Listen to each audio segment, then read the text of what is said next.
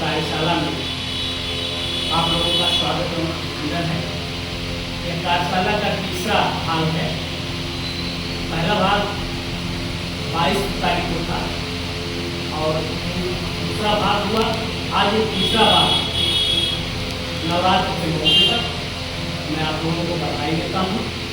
माता रानी की कृपा से आपकी इलेक्ट्रोहोम्योपैथिक क्लिनिक चमके और मरीजों को आप ठीक करता हूँ।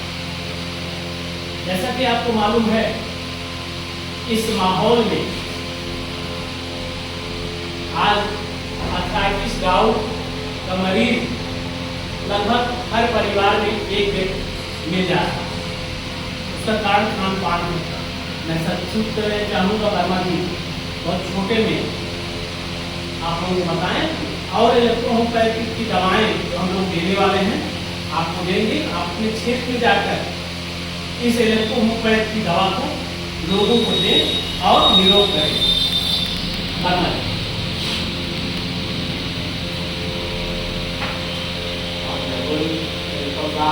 भगवान महावीर इलेक्ट्रोहोम्योपैथिक मेडिकल इंस्टीट्यूट पांडलिका जमपुर के और हमारे मेडिकल के साथ बैठे हुए हैं वो और जौनपुर जिले के 4 जिलों के जिला पंचायत प्रभारी भी हैं डॉक्टर सैयद नबी हुसैन जी और आप सब इलेक्ट्रोहोम्योपैथ के उपस्थित डॉक्टरों आप सभी का मैं डॉक्टर सैयद कुमार वर्मा पहले भी स्वागत करता हूँ। जैसा कि डॉक्टर ने बताया कि इलेक्ट्रोहोम्योपैथ कार्यशाला डॉक्टर साहब का मेन मंशा ये है कि छोटे में जो है रोगों को लोग जान जाए। बहुत सी ऐसी चीजें हैं कि आदमी देखे तरह तरह के फील्ड में तरह तरह के काम। मेडिकल लाइन वो है कि हर समय कुछ न कुछ उसमें शोध होता रहता है। आज डॉक्टर साहब पढ़ करके निकले हैं, अगर 25 साल पहले तो 25 साल बाद बहुत सी चीजें नई हो गई। इनको कैसे जानकारी होगी? जो एमआर लोग हैं वो आते हैं, नई नई दवाओं बताते हैं। इसी तरीके से नए नए कोर्स को भी डॉक्टर पढ़ते हैं।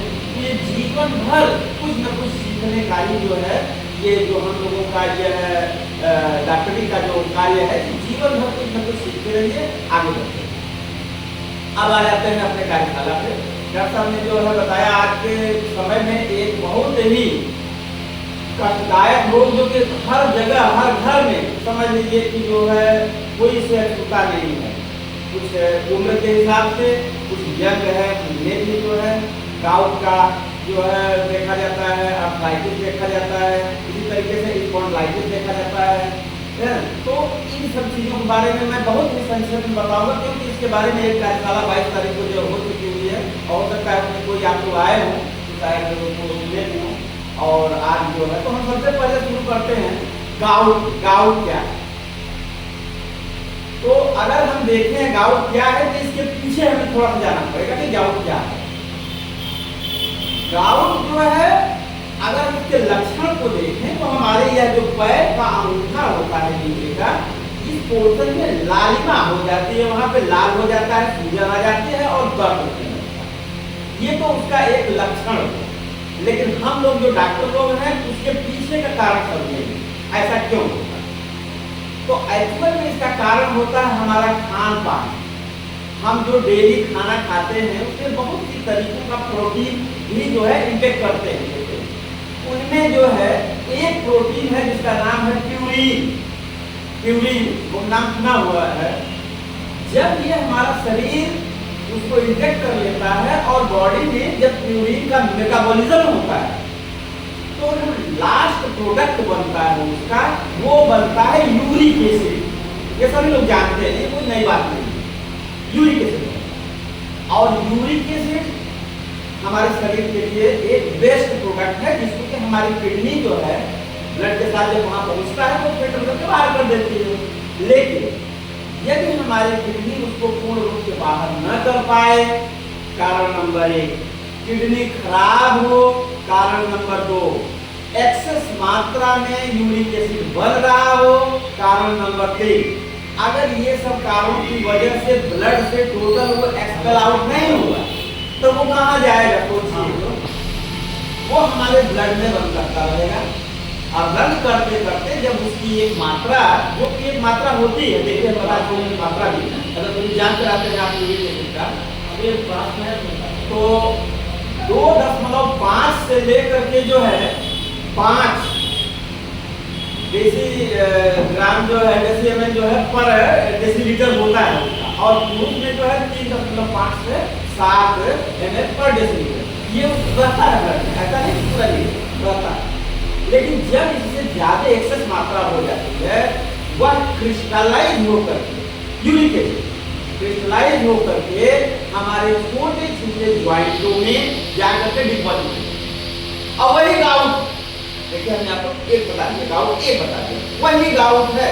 जब आप पैर जब ऐसे ऐसे करेंगे कट कट की आवाज होगी, पेन होगी, लालिमा होगा, दर्द, ये हो गया गाउट। एक दवाओं के विषय में बात करें तो दवा के हम इलेक्ट्रोहोम्योपैथ के डॉक्टर हैं, हमारे डॉक्टर प्रिंसिपल साहब बैठे हुए हैं और बहुत अच्छे तरीके से इलेक्ट्रोहोम्योपैथ में इसकी दवाएं हैं वो बताएंगे, अभी आपको बताएंगे।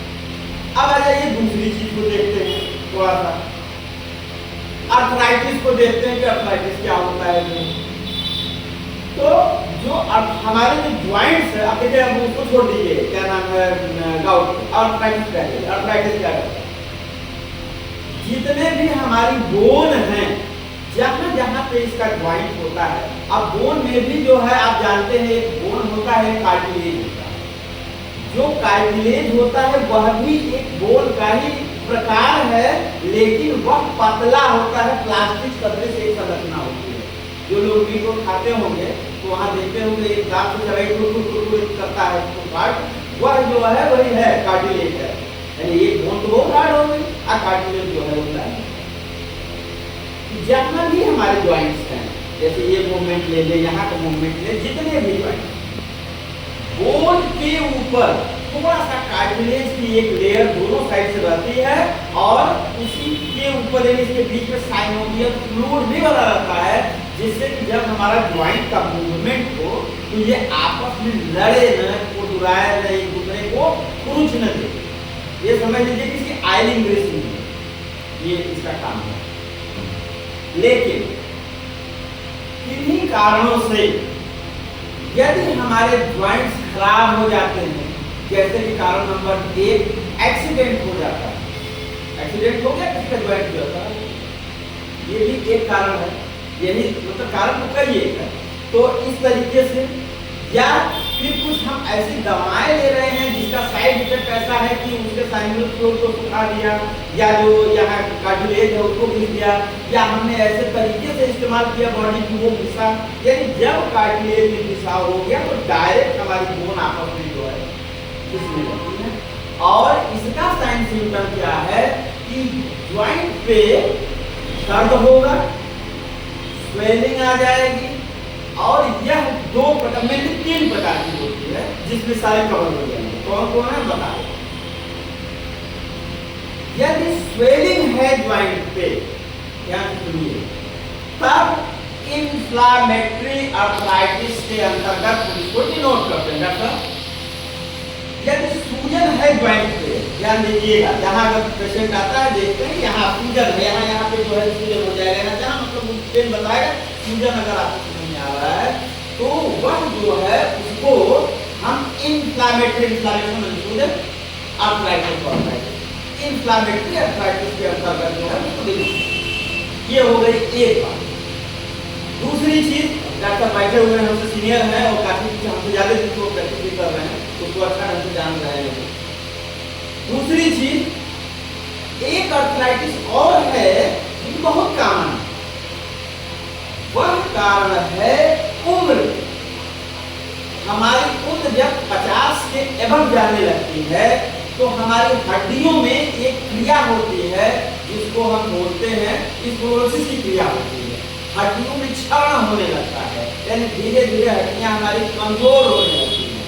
बोन के अंदर अगर बोन की संरचना देखें तो उसमें जो है छोटे छोटे छोटे छोटे छिद्र होते हैं बोन के अंदर, और जो कि मतलब इतने माइन्यूट आपको दिखेंगे नहीं, लेकिन उसमें रहते हैं। तो उसको हम कहते हैं ऑस्टियोस्क्लेरोसिस। यह एक क्रिया होती है जो हड्डियों को क्षरण कर देता है। तो जब हमारी उम्र 45, 50, 60 या होने लगती है तो ये क्रिया बहुत से लोगों को होती है और उसके बाद हड्डियां ऑटोमेटिक कमजोर होती है। तो वह भी एक कारण है, यह जो है अर्थराइटिस। यदि उस कारण से वो अर्थराइटिस है, यदि जॉइंट में पेन हो रहा है, तो उसको हम बोलेंगे ऑस्टियोआर्थराइटिस। तो हो गए, पहला हमने बताया इन्फ्लेमेटरी अर्थराइटिस, दूसरा हमने बताया ऑस्टियोआर्थराइटिस। अभी एक और है जो कि बहुत कॉमन है, आप लोग जो है रिमोटाइड अर्थराइटिस भी बोलते हैं। मतलब जब भी जो इसका नाम आता है अर्थराइटिस का, तो उसमें जो है ये वर्ड जुड़ा रहता है कि रिमोटाइड अर्थराइटिस। रिमोटाइड एक सेल होता है जो कि अगर उस सेल का क्षरण होता है, यानी वो सेल धीरे धीरे जो समाप्त होने लगता है, तो उसको जो उसकी कैटेगरी है वो हम कहते हैं रिमोटाइड अर्थराइटिस। और ये जब ज्यादा दिन का ये पुराना हो जाता है यही अर्थराइटिस, तो वो कन्वर्ट हो जाता है रिमोटाइड अर्थराइटिस। तो यह जो तीन जो हमने आपको बताया, यह अर्थराइटिस के अंतर्गत हम जो है इसको देखें। ये हो गया। अच्छा, डॉक्टर लोग जो है क्या है, इसको जांच जो है आप करेंगे तो पता चल जाएगा। जो है आपका एक्सरे कराएंगे इसका या एमआरआई कराएंगे तो हड्डी हो जाएगी। ये हो गए दो चीज। अभी एक और है, जिसे आप लोगों ने इतना मन से सुना और इतना हमको जो है समझ लिया, हमें बड़ी खुशी हो रही है। मुश्किल से 2-3 मिनट का एक चीज और है, ये स्पॉन्डिलाइटिस, इसके बारे में भी आपको बता देते हैं। और ये इसी से जुड़ी हुई है, इसलिए इसको यही जानना जरूरी है। देखिए, स्पॉन्डिलाइटिस या सियाटिका, इसके अंतर्गत जो है हम 3 जगह जो देखिए कारण एक ही, यह रोग 3 प्लेस पे होता है, तीनों को हम अलग अलग नाम से जानते हैं, लेकिन कारण एक। और वो कारण क्या है कि हमारी जो ये स्पाइनल कॉर्ड है, रीढ़ की हड्डी जिसको हम कहते हैं, यह मेडुला ऑब्लिंगुम शुरू होकर के नीचे कॉक्सिक्स तक जाती है। यदि इसमें कोई डिफेक्ट होता है या इसी कह लीजिए कि इसी के डिफेक्ट के कारण ये रोग होता है। अब इसको जरा समझते हैं कि कैसे होता है ये। जितनी भी ये हमारी ऊपर से अगर हम हड्डियों को देखें, यहाँ से लेकर के कॉक्सिक्स तक, तो यह लगभग 29 भागों में बटी हुई है। एक को जो है वर्टिब्रा बोलते हैं, एक वर्टिब्रा, दूसरा, तीसरा, चौथा, ऐसे करके 29 भाग में हमारी वर्टिब्री बढ़ती है। यदि हम ऊपर से चले मेडुला ऑब्लिंगुम से, तो ऊपर से लेकर के 7 हड्डी तक, 1 2 3 4 5 6 7 हड्डियों तक का एक विशेष नाम होता है, उसको जो है हम कहते हैं सर्वाइकल। यदि इससे वजह से अगर कोई दिक्कत होती है तो हम कहते हैं कि सर्वाइकल हो गया है। और उसके बाद आप देखते होंगे तमाम लोग गले में पट्टा बांध करके इसको सही पोजीशन पर रखने के लिए जो है वो सर्वाइकल को होता है, तो वो सकती है। ये हुआ है। दूसरी चीज, उसके बाद यदि 7 से नीचे आएंगे, ये जो थोरेक्स का जो होता है, 7 हो गई गर्दन की हड्डियां, इसके नीचे जो 12 हड्डियां होती हैं, 7 के नीचे जो है उसको 12 जो हड्डियां होती हैं वह थोरेक्स जोन की हड्डियां होती हैं। और यदि इनमें कोई डिफेक्ट आ जाता है, और डिफेक्ट अभी बताएंगे, तो वह स्पॉन्डिलाइटिस का कारण बनता है। कमर यहाँ पीठ में दर्द रहेगा, घुटने में दर्द रहेगा, उसका कारण। और उस 12 के नीचे आइए लंबर जोन। लंबर जोन में जो है आपकी 5 हड्डियां होती हैं, L1, L2, L3, L4, L5, ये लंबर 5 यहाँ से। और लंबर के नीचे जो है सैक्रम, और सैक्रम के नीचे कॉक्सिक्स, ये सब कुछ फ्यूज रहती है, एक में जुड़ी रहती है। अब आ जाइए रोग को पहचानते हैं कि रोग क्या है। जो हमारे ये स्पाइनल कॉर्ड के जो ये कह लीजिए एक वर्टिब्रा है, एक वर्टिब्रा ऐसे, फिर दूसरा, फिर तीसरा, फिर चौथा, ऐसे ऐसे ऐसे ऐसे पूरा यहाँ से लेके यहाँ तक। तो ऐसा नहीं है कि एक हड्डी के ऊपर दूसरी हड्डी ऐसे पट से रख दी, नहीं तो एक खुल जाए। इसके बीच में इस खुंचाव या टकराव या रगड़ या घिसाव को बचाने के लिए एक विशेष प्रकार का गद्दा या गद्दी टाइप की संरचना होती है, उसको हम कहते हैं डिस्क, कहते हैं डिस्क उसको। अच्छा, अब ये समझ लीजिए कि यहाँ से यहाँ तक जितने भी ये स्पाइनल बोन है, ये वर्टिब्रा है, सबके बीच में, इसके बीच में डिस्क, फिर इन दोनों के बीच में डिस्क, फिर डिस्क, फिर डिस्क, यानी हर हड्डी के बीच में डिस्क लगी रहती है। और इन डिस्कों के बगल से नसें निकलती हैं जो कि ब्लड की भी सप्लाई देती हैं और जो हमारे कुछ शरीर भी सप्लाई।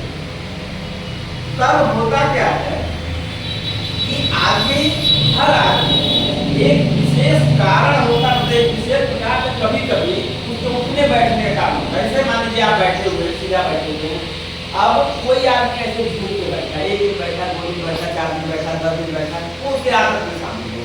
कोई सीधा ऐसे है, कोई ऐसे मुझे किया हुआ, 1 दिन किया, 2 दिन किया, 10 दिन किया, महीनों किया, उसके आदत में शामिल है। जब देखते हैं क्या तकिया लगाया है, बहुत ऊंचा लगा दिया, ये ऐसे हो गया, यानी जो चीज ऐसा होना चाहिए ऐसे हो गया है। तो इन सब कारणों से वो हड्डियां जो हैं, ये जो ऐसे सीधा होना चाहिए, मान लीजिए कि ऐसे टेढ़ा किया, ऐसे टेढ़ी, जब टेढ़ी हो गई तो जो डिस्क है, जो कुशन है, जो गद्दी है, उसके ऊपर दबाव, और दबाव डालने से क्या होगा कि इसके नीचे से जो नसें निकलती हैं, जो वह दब गई नस, और जिस जोन की नस दबेगी वही रोग उसको हो। जैसे कि सर्वाइकल में दबा, C1 से लेके C7 तक, तो आपने कहा तो सर्वाइकल। कोरेक्स जोन में दबा है T1 से लेके T12 तक, आप कहेंगे इसको स्पॉन्डिलाइटिस होगा। L सेक्टर यहाँ पे जो है L1 से लेकर के L5 और S1, S2, S3 इसके बीच में ये एक नस आती है जो बोलते हैं सियाटिक नर्व, ये अंदर से अंदर हिप्पोन से होते हुए पूरे पैर तक चली जाती है। अगर उसमें कहीं दबाव हुआ है उसको सियाटिका, देखिए 3 चीज आपको मैंने बता दिया, यही कारण एक ही है।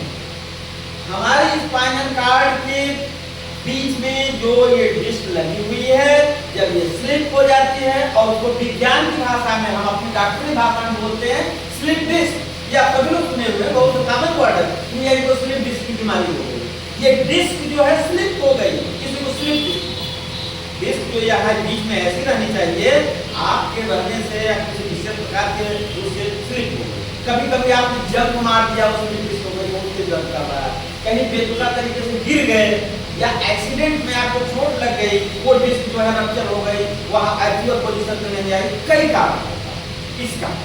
तो हमने जो है आपको यहाँ पर बताया सियाटिका का कारण बताया।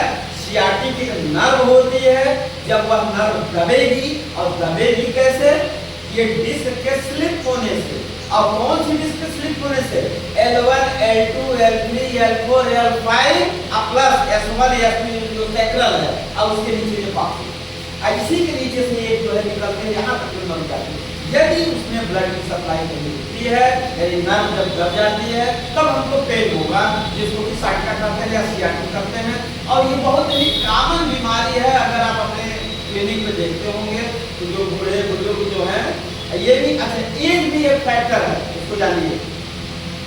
काफी दिनों के बाद, यानी कि जब हमारी उम्र हो जाती है 60 के एवं चल जाइए, 50, 60, 70 एवं हो जाएंगे, तो जो मांसपेशियां हैं अपने हड्डियों को एक्चुअल पोजीशन पे नहीं रख पाती, उसमें कुछ ढीलापन आ जाएगा, कुछ खिंचाव आ जाता है, तो जब वो अपने आप जगह से थोड़ा करने वाली इधर तो घिसकी, तो उसको नस को दबाएंगे। ये पेन, ये सारी चीजें इसी में बता दिया गया।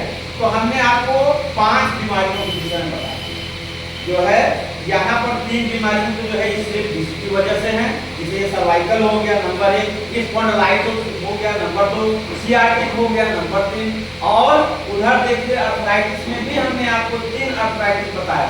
एक बताया इन्फ्लामेटरी, सूजन है तो इन्फ्लामेटरी आर्थराइटिस हो गया, और अगर जोड़ों की जो हड्डियां हैं उनमें जो है क्षरण हो गया, तो उसका जो है वो अलग आर्थराइटिस है, रूमेटॉइड आर्थराइटिस बताया है। अगर जोड़ों में जो हड्डियां होती हैं, जो हमारी ऑस्टियो जो है क्लोरोसिस की क्रिया होती है, जिसमें हड्डियों में क्षरण हो जाता है, तो वो ऑस्टियोआर्थराइटिस हो जाएगा।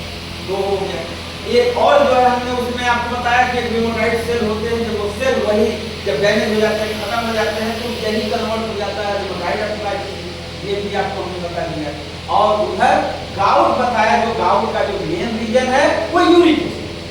तो आपने इतना प्रेम से सुना, और इस तरीके का संगोष्ठी जो है डॉक्टर बराबर करते रहते हैं, हमने तो इनका बहुत आभार व्यक्त करता हूँ। आप लोग आए, अपना कीमती समय दिए और इसके विषय में, दवा के विषय में जो है डॉक्टर साहब बहुत बेहतरीन ढंग से बताएंगे।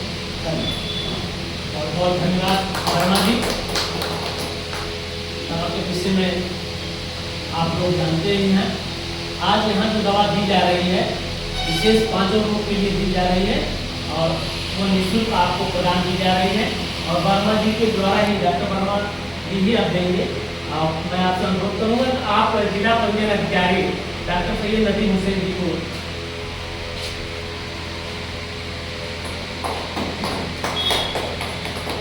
मैं अनुरोध करूँगा, आप बनारस से आए हुए डॉक्टर वर्मा जी को देंगे।